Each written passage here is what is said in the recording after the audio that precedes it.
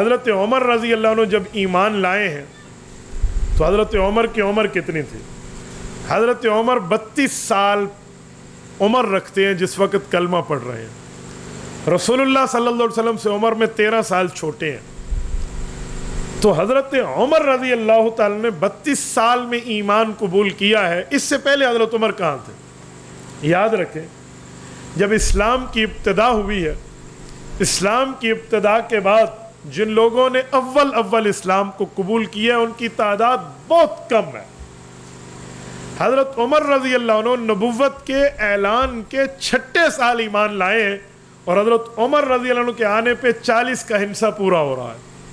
تو اندازہ لگائیں کتنی کم تعداد میں لوگ آئے. حضرت عمر رضی اللہ عنہ ایمان لانے میں تاخیر کے اندر اس وجہ سے ہے کہ اسلام کے سخت ترین مخالفین میں ان کا نام شمار ہوتا تھا. اتنی سخت حالت کہ لوگ اسلام کے مقابلے میں یا ابو جہل پہ نظر رکھتے یا حضرت عمر پہ نظر رکھتے. یعنی اسلام کے لیے ان لوگوں نے آگے چلنا ہے، اسلام کا مقابلہ انہوں نے کرنا ہے. ایک دن حضرت عمر رضی اللہ تعالیٰ عنہ کے لیے اللہ کے رسول نے دعا مانگی ہے، اور یہ وہ دعا ہے جس نے کایا پلٹ کے رکھ دی. میں وہ دعا کے لفظ آپ کی خدمت میں رکھتا ہوں، آپ نے پڑھے بھی ہوں گے، لیکن جس انداز سے میں آپ کی خدمت میں یہ دعا لانے لگا ہوں نا، آپ ذرا ان الفاظ پہ غور کرنا کہ رسول اللہ صلی اللہ علیہ وسلم اس دعا میں رب کریم کی خدمت میں کہنا کیا چاہتے ہیں. یہ جامع ترمذی کتاب المناقب باب مناقب ابی حفص عمر کے تحت امام ابو عیسیٰ ترمذی رحمہ اللہ حضرت عبداللہ بن عمر کی روایت لائے ہیں کہ اللہ کے رسول نے ایک دن دعا میں یوں مانگا.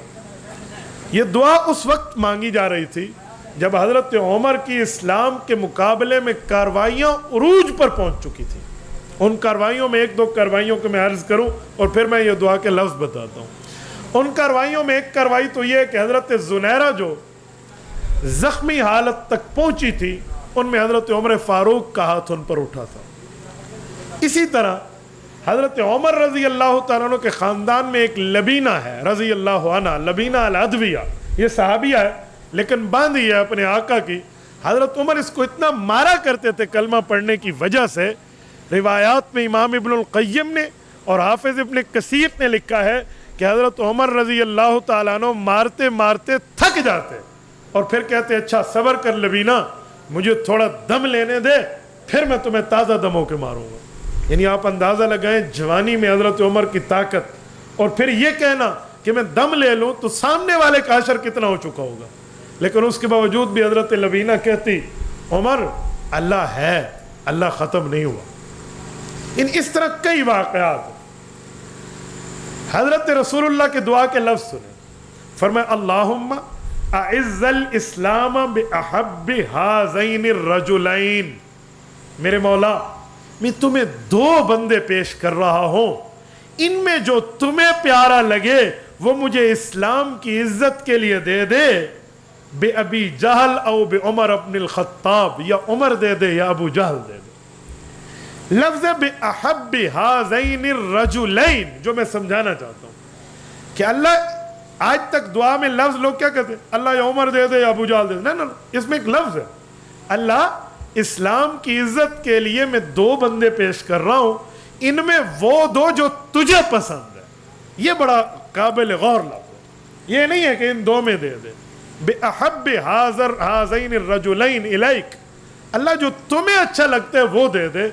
یہ دعا رسول اللہ نے مانگی اور اللہ نے حضرت عمر دیا ہے، ابو جہل نہیں دیا. اس میں بھی بڑے سوال ہے کہ اللہ رب العزت سے حضور پاک نے تو ابو جہل کو بھی تو مانگا ہے نا. ابو جہل کے مانگنے کا انکار تو نہیں کیا جا سکتا. ابو جہل نہیں ملا، عمر ملا ہے. وجہ کیا ہے؟ وجہ انتخاب کیا ہے؟ Reason of selection. ان کو کیوں منتخب کیا گیا ہے؟ اس کی کئی وجہ ہیں.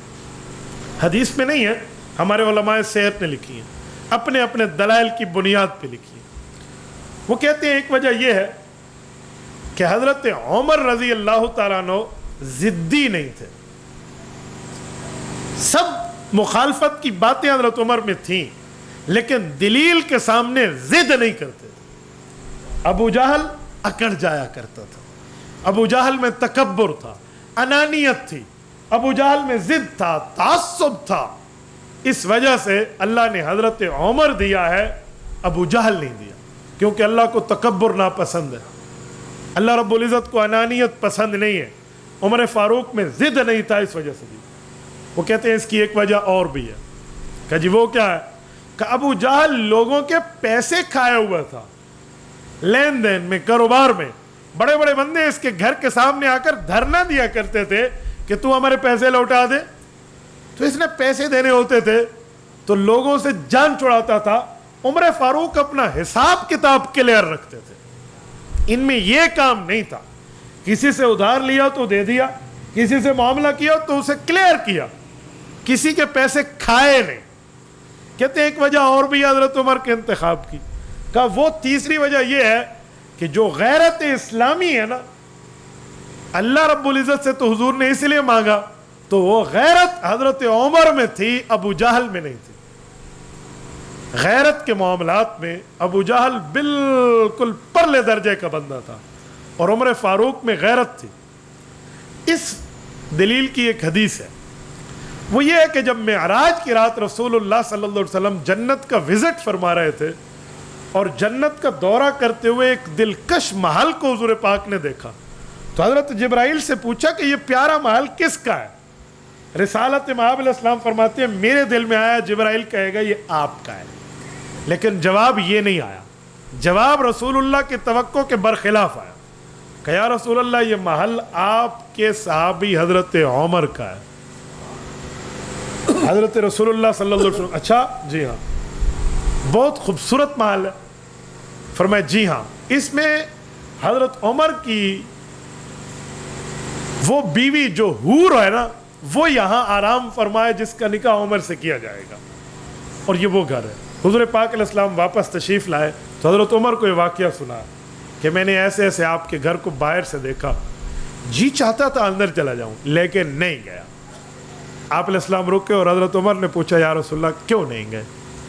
فرمایا عمر مجھے تیری غیرت یاد آ گئی۔ نہیں سمجھے وہ جو میں بتانا چاہوں، تجھے غیرت یاد آ گئی۔ حضرت عمر نے عرض کیا رسول اللہ آپ پر کیا غیرت کی بات ہے، لیکن اس حدیث سے ایک بات سمجھ آتی ہے کہ عمر باغیرت آدمی ہے، بے غیرت نہیں ہے ابو جہل کی طرح۔ تو حضرت عمر کا اللہ نے انتخاب کیا، ابو جہل کا نہیں کیا، کیونکہ اس میں غیرت موجود تھی۔ اور تیسری وجہ اور بھی ہے، چوتھی وجہ اور یہ ہے کہ سورت فتح کی آخری آیت میں رب کریم نے رسول اللہ کے صحابہ کے لیے یہ لفظ فرمایا ذالک مثلہم فی التوراۃ و مثلہم فی الانجیل۔ حضور پاک اور حضور کے صحابہ کی مثالیں اللہ نے صرف قرآن میں بیان نہیں کی، بلکہ اس سے پہلے تورات میں اور انجیل میں بھی رب کریم نے بیان فرما دی۔ ایک صحابی ہیں حضرت دہیہ بن خلیفہ کلبی رضی اللہ عنہ، ان کو اللہ کے رسول نے خط دیا کہ آپ کیسر روم ہرقل کے پاس لے کر جاؤ۔ اسلام کا یہ خط لے کر جب یہ وہاں پہنچے، وہ ایمان لایا نہ لایا ایک علیحدہ بات ہے، لیکن اس نے ان کا اکرام کیا، رسول اللہ کے سفیر کی عزت کی، اور رات کو اپنے محل میں ٹھہرایا تو نگار خانے میں لے گیا۔ نگار خانے میں پہنچا کے اس صحابی کو کہتے ہیں بتاؤ یہ تصویروں والوں کو جانتے ہو؟ یہ صحیح بخاری کی باب کیف کان بدء الوحی کی شرح پڑھ رہا ہوں۔ پھر نے کہا یہ تینوں تصویریں میں جانتا ہوں جو اس نے ہاتھ سے بنائی تھی، مورتیاں۔ تو نے کہا کون ہے؟ تو حضرت دہیہ بن خلیفہ کہنے لگے یہ رسول اللہ صلی اللہ علیہ وسلم کی شبیہ ہے، اور یہ حضرت ابو بکر کی اور یہ حضرت عمر کی۔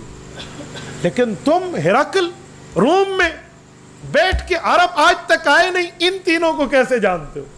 انہوں نے کہا جی میں تورات انجیل کا صرف ماننے والا نہیں ہوں، میں اس کا مولوی بھی ہوں، میں نے ان کتابوں پر عبور حاصل کی، اس کو پڑھا ہے، ان میں مجھے یہ شکلیں دکھائی گئیں کہ خاتم الانبیاء آئیں گے اور یہ ان کے ساتھی ہوں گے۔ تو جن ساتھیوں کی شکلیں میں اسکیچ کے طور پہ تراش کے مورتی بنا سکتا تھا ان کی بنا لی، اس لیے میں نے تم سے پوچھا۔ تو پہلی کتابوں میں طے ہو چکا تھا کہ اسلام کی عزت میں جہاں اوروں کا کردار ہوگا وہاں حضرت عمر کا بھی ہوگا۔ تو اسی لیے چوتھی وجہ یہ ہے کہ حضرت رسول اللہ نے ان دو کو مانگا تو رب نے وہ دیا جس کا وعدہ پہلے ہو چکا تھا، جس کو ہم اپنی زبان میں کہتے ہیں نا پہلے آئیں پہلے پائیں۔ تو حضرت عمر رضی اللہ کی قسمت. اس سے ایک جملہ سمجھ آتا ہے کہ حضرت رسول اللہ نے جو مانگا تو حضرت عمر رسول اللہ کی مانگ ہے, رسول اللہ صلی اللہ علیہ وسلم کی دعا ہے, حضور کی دعا کا ثمرہ اور نتیجہ ہے, جس کو امیر شریعت سید عطا اللہ شاہ بخاری رحمہ اللہ کی زبان میں کہوں کہ یوں تو سب رسول اللہ کے مرید ہیں, پر عمر مرید ہونے کے ساتھ مراد پیغمبر ہے.